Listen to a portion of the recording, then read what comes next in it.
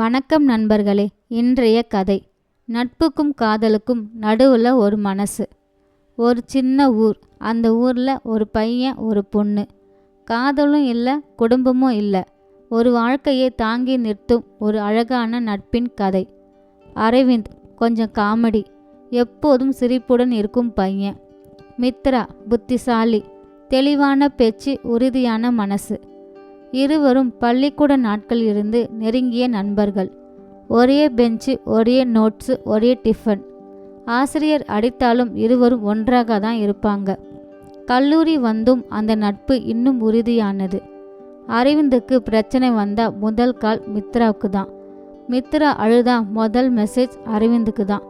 நான் இருக்கேன்டான்னு. எதிர்பார்ப்பும் இல்லை, நிபந்தனையும் இல்லை. அதுதான் உண்மையான நட்பு. நேரம் போகுது. அரவிந்தின் வாழ்க்கையில் ரேவதி வருகிறாள்.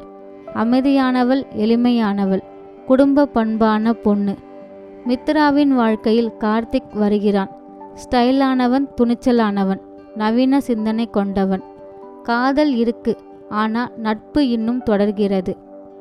மித்ரா, எனக்கு ஒரு பொண்ணை ரொம்ப பிடிச்சிருக்கு. மச்சான் சூப்பர்ரா. அரவிந்த், எனக்கும் ஒருத்தன் இருக்கான். டேய், நான் ரொம்ப சந்தோஷமா இருக்கேன்டா. நண்பனின் சந்தோஷத்தில் பொறாமையும் இல்லை, ஈகோவும் இல்லை. ஒரு நாள் 4 பேரும் ஒன்றாக சந்தித்தார்கள். சிரிப்பு, விளையாட்டு என இருந்தாங்க. ஆனால் அரவிந்தின் காமெடி ரேவதிக்கு பிடிக்கல. மித்ராவின் துணிச்சலான நடத்தை கார்த்திக்கு அதிகமாக தெரிந்தது. அந்த அமைதியை ஒரு தவறான புரிதலாக ஆரம்பமானது.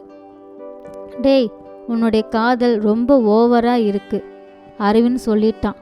மித்ரா அதிர்ச்சியில், உனக்கு என்ன உரிமை இருக்கு என் காதலை மதிப்பிட என்று கேட்டாள். அமைதியா இருந்தது. அந்த அமைதியிலே பல ஆண்டுகளாக இருந்த நட்பு செதற ஆரம்பிச்சது. ஃபோன் கால் இல்லை, மெசேஜ் இல்லை, பதிலும் இல்லை. நட்பு பிரிந்து போனது.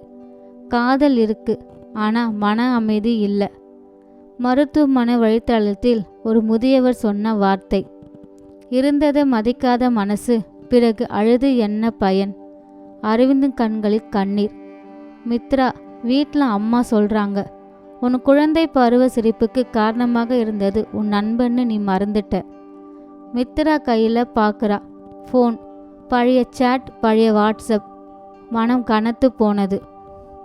ஒரு சின்ன மெசேஜ். சாரிடா, நான் ரொம்ப உன்னை கஷ்டப்படுத்திட்டேன். ஒரு வினாடியில் அழைப்பு மணி ஒலித்தது. அரவிந்த் கால் பண்ணான். நானும் சாரிடா.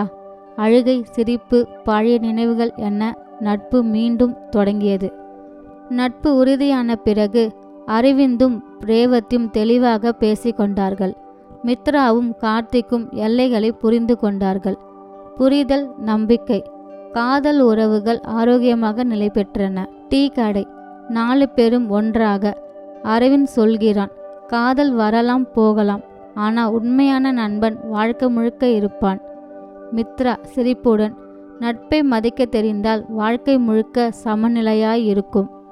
பொதுவாக உணர்ச்சியுடன் காதல் வாழ்க்கைக்கு அழகு, நட்பு வாழ்க்கைக்கு அடித்தளம்.